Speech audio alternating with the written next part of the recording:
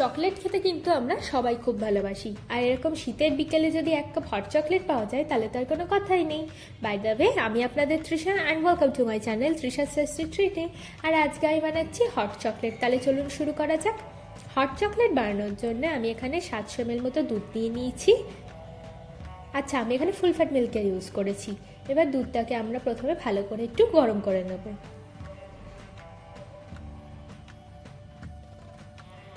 এবার এই দুধটা থেকে অল্প একটু দুধ আমি বাটি করে সরিয়ে রাখবো।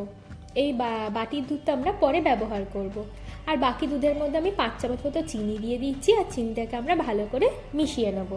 আপনারা কম বেশি আপনাদের পরিমাণ অনুযায়ী করে নেবেন। এবার এর মধ্যে আমি 3 চামচ মতো কোকো পাউডার দিয়ে দিচ্ছি, দিয়ে এটাকেও আমরা ভালো করে মিশিয়ে নেব। আপনারা একটু ভালো ব্র্যান্ডের কোকো পাউডার ইউজ করবেন, তাহলে কিন্তু হট চকলেটের টেস্টটা খুব ভালো হয়। এবার ওই বাটির দুধটার মধ্যে আমি 1/2 চামচ মতো কর্নফ্লাওয়ার নিচ্ছি, আর এটাকে ভালো করে গুলে দুধের মধ্যে আমি দিয়ে দেবো। দিয়ে সব কিছুকে আমরা খুব ভালোভাবে একটু মিশিয়ে নিচ্ছি। এবার এর মধ্যে আমি 1/2 কাপ মতো ডার্ক চকলেট দেবো। আপনারা আপনাদের পরিমাণ অনুযায়ী কম বেশি করে নেবেন।